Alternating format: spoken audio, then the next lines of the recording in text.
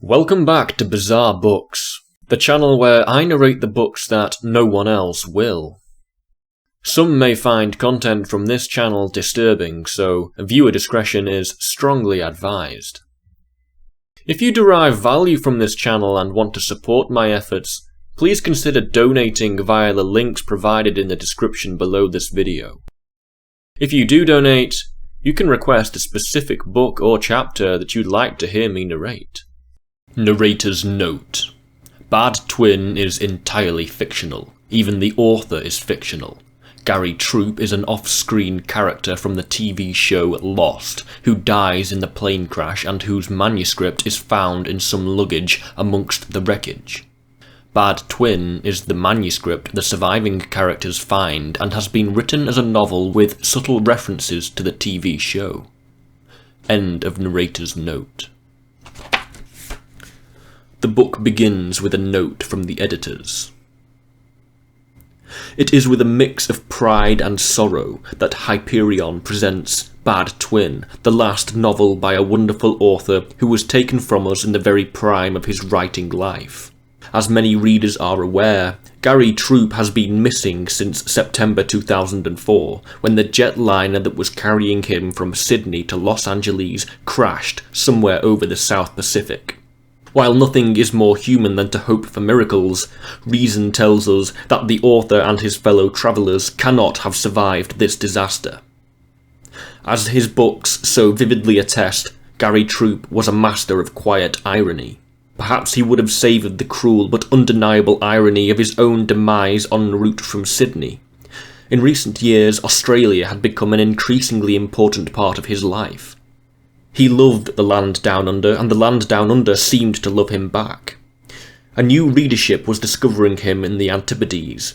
He seemed re-energised by the acceptance he found there, as evidenced by the letters that follow, correspondence that Troup shared with us when submitting his manuscript just days before departing on his fateful journey. But it wasn't business alone that accounted for the author's increasingly frequent trans-Pacific travels. Somewhere in the skies above the ocean he seemed to have found a great romance, and this, to those of us who knew him well, came as a delightful surprise. Gary Troup was a confirmed bachelor, long on charm but short on commitment. He'd kept his affections in check until he met Cindy Chandler, a flight attendant on Oceanic Airlines. All indications are that he was completely smitten with her.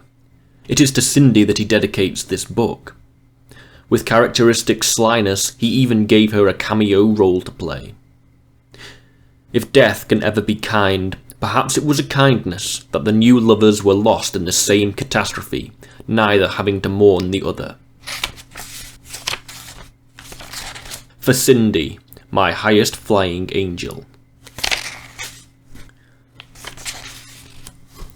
Bad Twin by Gary Troup, Chapter 1. Paul Artisan did not expect to need his gun that day, but you never knew. Sometimes things got very personal very quickly. People reacted strangely when they were caught in squalid little lies. Sometimes their posture drooped and their faces slackened, and they seemed almost relieved to be found out, to have their cheesy deceptions discovered and ended. Other times, people seemed almost proud of themselves for being recognised as liars, cheats, adulterers, frauds. Confronted with their sins, they couldn't quite squeeze back sick and twisted hints of smiles, nasty twinkles in narrowed eyes. Look at me, I'm hellbait. But sometimes people did get violent. Like cornered animals, they soon ran out of subtle options. If they couldn't slink away and hide, they saw no other possibility but to stand and fight, to the death if necessary. It was better to take the gun. The problem was how. This was an incognito job, a country club job. The disguise was tennis clothes. There was no room to stick a 9mm pistol in a pair of tennis shorts. There was no place to hide a holster beneath a natty cabled tennis vest. Artisan decided to stash the gun in the zippered bag that held his rackets. This was not ideal. It would take time and a bizarre ruse. to free the weapon from a tennis bag, but it would have to do. He called down to the garage to liberate his car, took his cell phone off the charger and stuck it in his pocket, and locked up his tiny office. It was August, and an excellent day to get out of Manhattan. The air had an unwholesome brownish-orange tinge. A deep breath felt grainy in the nose. The softened asphalt of 10th Avenue seemed to suck at the tyres of Artisan's old Volvo. Heading uptown toward the George Washington Bridge, he used red lights as opportunities to review the small folder that held a photo and some background information on his intended target. Her name was Sally Handler, age 48, occupation, housewife and investor, divorced from a mid-level executive in the telecom business, 2 grown children. She did not look like a criminal, a would-be perpetrator of $1 million fraud. She looked like a lady from Teaneck. Hair a fraudulent blonde, though if that were a crime, the jails would be as crowded as Calcutta. Friendly-seeming eyes, with some moderate wrinkling at the corners. A bit of thickening beneath the chin. A woman you might meet in any supermarket in America, especially in the aisle where they sold the low-carb crap. Not a crook. Artisan gave his head a small involuntary shake. With human beings, you just never knew. On the Jersey side of the river, he found his way past shopping malls and townhome developments to the Palisade Pines Golf and Tennis Club. The club was miles from the Palisades, and Artisan did not see any pines. Then again, there hadn't been any towns where the townhomes were. What there were, on this weekday morning in the parking lot of this mid-level suburban club, were a lot of Acura and Lexus SUVs, the usual sprinkling of BMWs and Benzes. Retired men in unforgivable trousers bent painfully to retrieve their golf clubs from their trunks. Knots of chattering ladies adjusted their visors so as not to squash their beauty parlour hairdos.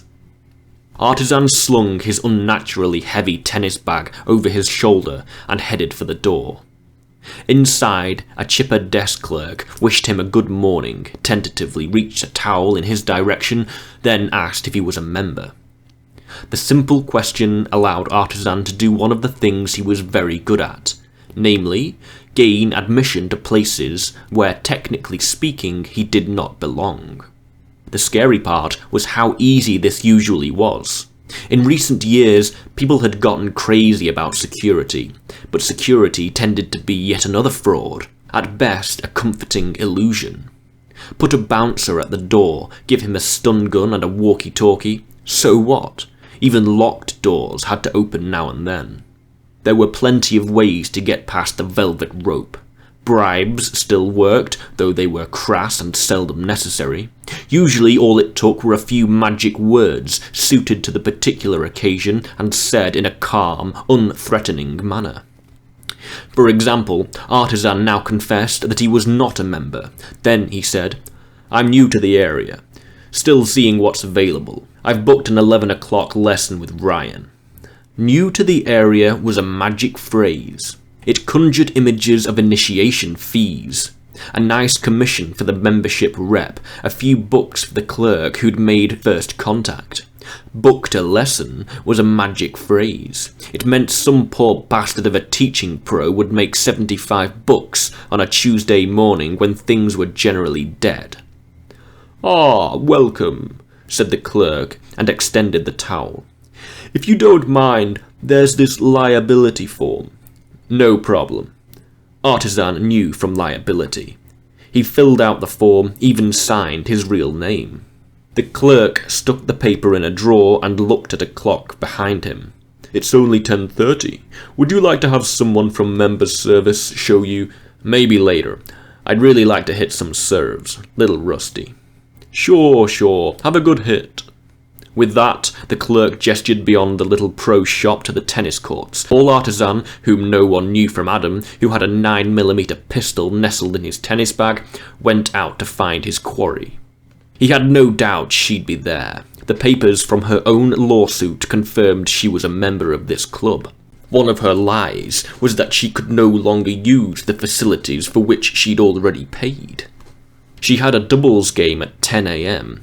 Ryan, the teaching pro, had, in all innocence, confirmed that when Artisan told him he wanted to schedule his lesson so he could say hello to her, as she was a friend of a friend. Didn't people realise how easy they were to find, how readily they could get nailed? The tennis courts were arranged in a double row, with low wooden bleachers in between. Artisan strolled down the middle aisle, glancing left and right. There was a fair bit of suburban tennis going on. It wasn't pretty. Bandy old men with giant rackets slicing and dicing and making bad calls. Matronly foursomes sending lob after lob into the humid Jersey sky, as at every club, a macho guy in too tight shorts trying to play like he'd seen on the television. Sally Handler's court was the last on the left. Very casually, Artisan sat down on the bleachers that faced it. The women briefly looked at him. Idle curiosity, a new man at the club. Then they went back to their game. Artisan put his tennis bag on the bench beside him. He partly opened the zipper to the compartment that held the gun.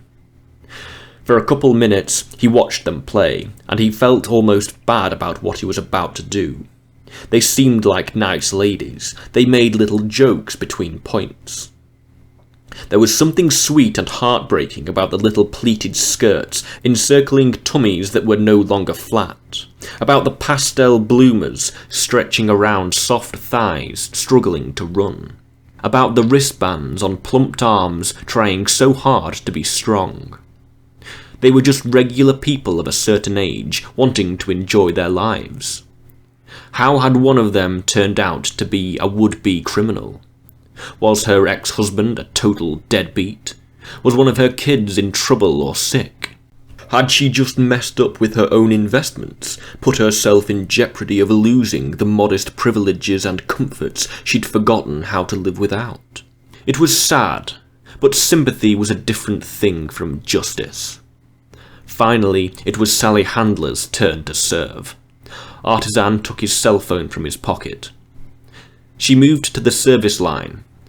He gently snapped open the phone. She bounced the ball in front of her once, twice, 3 times. With a practiced lack of hurry, Artisan raised the phone toward his ear, but then subtly shifted it in front of his face and focused it on Sally Handler. With her left hand, she tossed the ball a few feet above her head. Her right arm lifted, dropped into a backswing, then came high up above her visor and her hairdo to strike the yellow ball. Artisan snapped the picture at the moment of contact. And that was it. That was the end of Artisan's workday. And it was the end of Sally Handler's fraudulent $5 million suit against her orthopedic surgeon. She had her rotator cuff scoped just under a year ago.